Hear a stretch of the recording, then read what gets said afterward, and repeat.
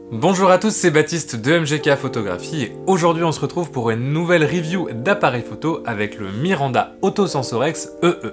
C'est parti!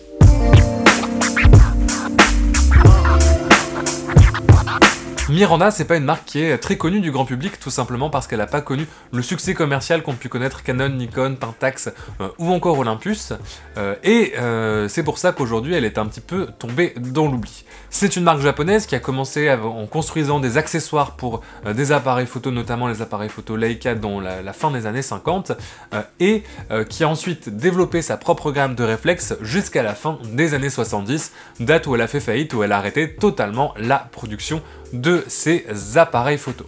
Les raisons de sa faillite et de son échec commercial sont multiples, alors c'est à la fois une marque qui n'a pas réussi à prendre le virage de l'automatisation des appareils photo à la fin des années 70 avec l'apparition des modes programme, etc. C'est une marque qui a fabriqué beaucoup d'appareils tout mécaniques mais qui n'a pas réussi à prendre ce virage-là qu'ont pris avec succès Canon et Nikon. C'est aussi une marque qui a souffert de pas mal de soucis d'importation, notamment en Europe, et ça a pu jouer effectivement sur la faillite de la marque. Il y a eu pas mal de soucis en fait de réputation sur les boîtiers Miranda, notamment en Europe, qui ont fait que pas mal d'importateurs ont préféré importer Nikon plutôt que Miranda, et pour le coup ont fini par tuer la marque. Malgré tout, les ingénieurs de Miranda sont pas partis sans un dernier baroud d'honneur, et le Miranda Autosensorex EE, qui est l'avant-dernier réflexe produit par la firme, fait un peu figure de bijou technologique si on le remet dans le contexte de son époque, et c'est celui-ci dont on va parler aujourd'hui. La première originalité du système Miranda, c'est son système de prisme détachable. Alors ça, c'est une fonctionnalité que j'aime beaucoup. Ça veut dire qu'on a donc ce prisme-là qui est le prisme standard, mais on va pouvoir trouver d'autres prismes qui vont permettre une visée poitrine. On peut également simplement viser à la poitrine avec le verre du visé, mais c'est vrai qu'avec les autres viseurs poitrine, on va avoir un système de loupe qui va permettre la mise au point. Le petit truc en plus par rapport à tous les autres systèmes à viseur interchangeable, c'est qu'on garde une grille flash sur le viseur. Donc il y a un petit contact sur le côté du viseur qui permet le déclenchement du flash et d'avoir une grille flash qui est sur le viseur. Donc ça c'est quelque chose d'assez sympa, ça permet d'éviter d'avoir toujours à passer par un câble ou d'avoir à acheter d'autres accessoires pour pouvoir monter un flash sur le prisme, et c'est pas toujours justement sur un système de prisme détachable, c'est pas quelque chose qu'on retrouve très souvent. Deuxième grande originalité pour l'époque de ce boîtier, c'est son système de mesure de la lumière, parce qu'on va retrouver deux moyens de mesurer la lumière différents, ce qui est très rare à l'époque. On va avoir une mesure de la lumière globale, donc comme sur la plupart des réflexes argentiques, qui va prendre l'ensemble de l'image et faire une moyenne pour trouver une exposition globale sur l'image, ou alors une mesure spot qui là va prendre juste en compte les 95% du centre de l'image. Donc ça c'est vraiment une originalité du système Miranda, c'est vraiment assez révolutionnaire à l'époque d'avoir quelque chose comme ça, d'avoir ce système de visée. Il y a peu d'appareils qui le proposent, et c'est vraiment même encore aujourd'hui extrêmement pratique de pouvoir basculer. Donc on a simplement un petit switch entre A et S au niveau de la cellule sur le côté au niveau de la roue d'enroulement de la pellicule, et on va retrouver les informations du choix qu'on a fait à l'intérieur du viseur dans avec un petit marquage de si on a choisi global ou spot, et ça c'est vraiment génial parce que ça permet vraiment d'être sûr de sa mesure de la lumière. C'est vraiment quelque chose d'hyper original, surtout sur un boîtier tout mécanique de l'époque qui n'utilise qu'une pile que pour la cellule. Donc ça c'est vraiment quelque chose, une fonctionnalité très appréciable du boîtier. La dernière grande originalité de ce boîtier, c'est son mode EE, son mode Electric Eye, qui est en fait un mode de prise de vue automatique à priorité vitesse. Alors c'est hyper intéressant, c'est l'un des premiers à avoir cette fonctionnalité là avec le Konica T, et ça veut dire en fait que tout simplement, même si vous êtes sur un boîtier entièrement mécanique, lorsqu'il y a une pile qui alimente la cellule, vous allez avoir une sorte de mécanisme électromécanique qui va vous permettre de prendre des photos en mode automatique, priorité à la vitesse. Le mode de fonctionnement est en plus relativement simple, il suffit d'avoir un objectif compatible, de le régler sa bague du diaphragme sur le mode EE, d'allumer la cellule, et on va voir l'appareil qui va choisir automatiquement l'ouverture selon la vitesse qui est sélectionnée sur le boîtier. Donc ça c'est vraiment hyper appréciable, et ça permet d'avoir un appareil qui fonctionne un petit peu de manière automatique et de pouvoir prendre des photos de manière plus détendue, sachant que c'est tout à fait possible de débrayer l'appareil en mode manuel et de s'en servir comme un Pentax Spotmatic par exemple, en mode tout manuel où on règle la vitesse et le diaphragme tout seul bien entendu, la cellule fonctionne toujours, même lorsqu'on est débrayé en mode manuel. Pour terminer sur les petites fioritures, on a donc un retardateur en façade et une rétrocompatibilité des différents objectifs, puisqu'en fait, le Miranda, il y a 2 montures dessus. Il y a la monture à baïonnette à 4 griffes, qui est la monture des appareils, des objectifs Miranda modernes, donc qui sont faits dans les années 60-70, et on a une monture M44 pour les objectifs anciens. Mais il n'y en a pas beaucoup, donc c'est vrai qu'aujourd'hui ça n'a pas forcément un grand intérêt, mais en tout cas c'était intéressant de voir que la marque avait assuré la rétrocompatibilité entre ces 2 montures à travers sa gamme d'appareils photo. Il y a cependant un désavantage à ce mode automatique, c'est que la cellule n'est pas couplée sur l'ensemble du range des vitesses. Alors je m'explique, c'est que par exemple à 1600 ISO, vous allez avoir accès aux vitesses du 30e au millième, mais et vous aurez la mesure de la lumière uniquement sur ces vitesses. Si vous voulez faire une photo au 15e ou au 8e, il va falloir que vous mesuriez la lumière de tête ou que vous utilisez une cellule externe. C'est pareil, lorsque l'on est au 50 ISO par exemple, on va pas avoir accès à la vitesse la plus haute, on va avoir accès à la vitesse jusqu'au 500e, et si on veut faire une photo au millième, il faut qu'on calcule la lumière nous-mêmes. Tout simplement parce que c'était pas possible techniquement à l'époque de caler la cellule sur l'ensemble de ce range de vitesse tout en ayant cet automatisme. Donc c'est un petit peu dérangeant, ça peut poser éventuellement des problèmes. On a cependant un blocage, donc ça évite de sélectionner par inadvertance une vitesse qui soit pas dans le range de mesure de la lumière et donc d'avoir des photos mal exposées.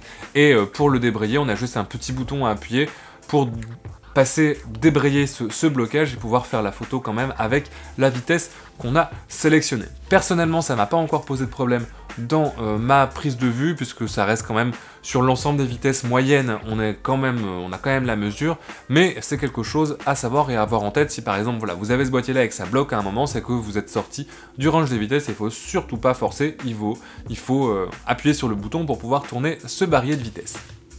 Pour résumer ça en quelques mots, je pense qu'après mon Canon A1, c'est devenu mon boîtier préféré de ma petite collection. Alors, pour plusieurs raisons. Déjà, la prise en main et l'ergonomie, je trouve que le poids est suffisamment lourd pour avoir une stabilité tout en n'étant pas trop lourd. Ça reste un appareil qui est quand même un petit peu lourd, puisque tout mécanique. Le viseur est d'un confort comme je l'ai rarement vu. C'est vraiment un très très grand viseur, très très large, les informations sont très claires, les informations d'exposition sont très bien indiquées. Il y a également le recul pour les porteurs de lunettes est vraiment confortable et on n'a vraiment pas de mal à composer, même en portant des lunettes, donc ça c'est vraiment un confort d'utilisation qui pour moi est hyper important. Le viseur est vraiment un des plus confortables que j'ai pu avoir en main. Également en termes d'avoir ce petit automatisme, ça marche très très bien, ça permet vraiment de se concentrer sur la composition et de pas forcément avoir à faire des réglages dans de la photo de tous les jours, sauf voilà, à vouloir un effet particulier de profondeur de champ, d'avoir ce contrôle sur la profondeur de champ. Il n'y a pas vraiment besoin de se prendre la tête avec les réglages et c'est vraiment appréciable. Ça reste un appareil tout mécanique, donc si jamais il n'y a plus de pile dans la cellule, on peut quand même prendre la photo et on peut quand même mesurer la lumière à côté avec le téléphone ou avec une cellule externe et prendre la photo. Donc ça c'est vraiment le meilleur des deux mondes, d'avoir à la fois la possibilité d'avoir un mode semi-automatique lorsqu'on a une pile dans la cellule et en même temps pouvoir débrayer en manuel et déclencher sans pile. Je trouve que c'est vraiment voilà, le meilleur des deux mondes, il n'y a pas d'autres mots. Le range des vitesses est confortable, le bruit du déclencheur c'est un bruit qui est assez fort mais qui est très agréable et qui est très sonore, qui est vraiment très agréable à entendre. Je peux pas vous le faire entendre là parce que l'appareil est chargé avec une pellicule. Et la dernière chose qui m'a bluffé, c'est l'optique. Je pense que là c'est juste le 50 mm 1.8 de base qui était fourni avec l'appareil, et je pense que c'est l'un des meilleurs 50 mm 1.8 que j'ai eu l'occasion d'avoir. Vous voyez sur les photos qui défilent, il y a une précision et un piqué. Alors il est un peu doux à pleine ouverture, mais dès qu'on dépasse f4, f5,6, on a un piqué qui est vraiment impressionnant.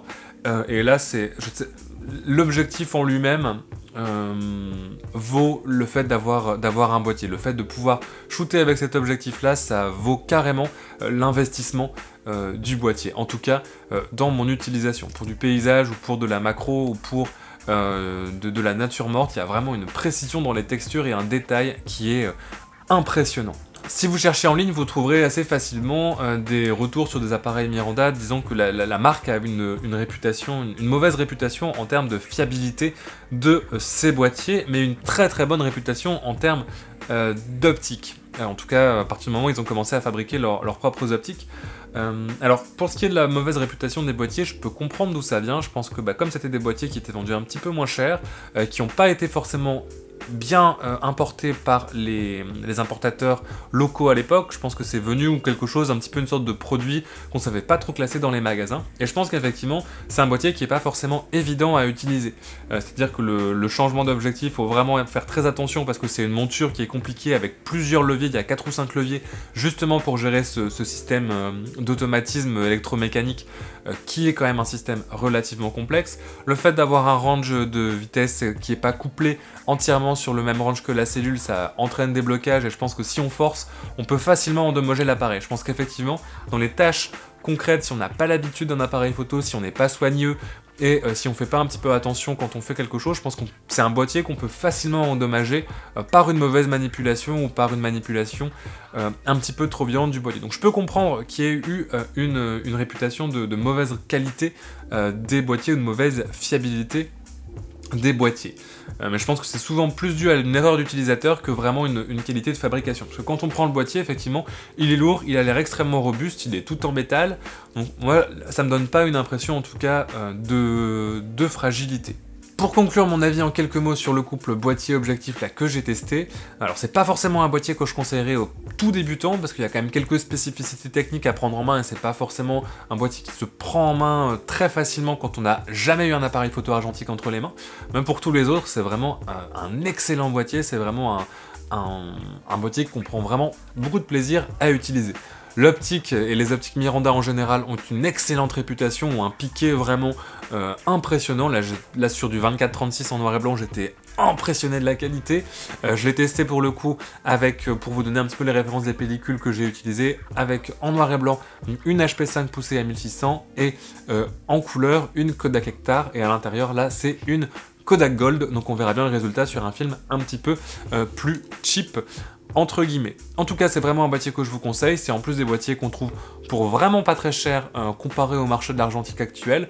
On peut trouver, là j'ai payé celui-ci une quarantaine d'euros avec l'objectif, donc c'est vraiment des boîtiers qu'on trouve pour pas très cher et qui sont vraiment un vrai plaisir à utiliser.